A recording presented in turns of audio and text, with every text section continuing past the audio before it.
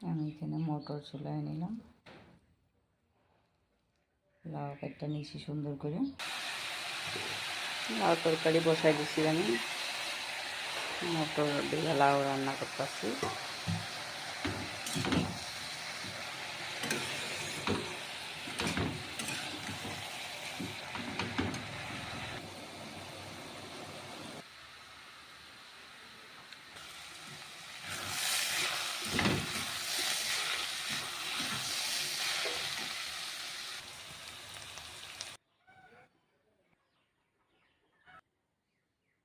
এখানে আছে আমার ডাংবডি ভাজি, বেগুন ভাজা করুন। এদিকে আছে আমার নেনার লেগে আজকে আমি মাছ রান্না করুন। আলু বেগুন টমেটো দিয়া ধনেপাতা দিয়া আমি মাছটা রান্না করুন নেনার লেগে। নেনা আজকে অনেক দিন পরে মাছ খাবো।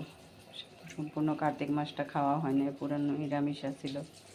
আমার লগে লগে নেনাও খাই না, তো ঘরে রান্নাই করি নি আমি, তার থেকে ও খাইতে পারে না।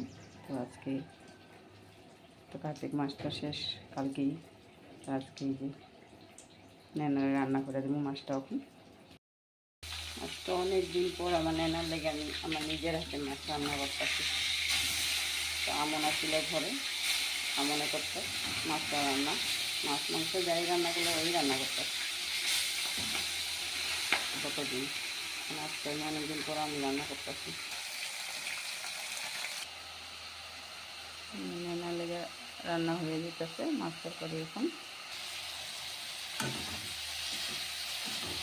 কালি জিরে সোমবার দিয়ে জিরা গুঁড়া মরিচ গুঁড়া দিচ্ছি একটু।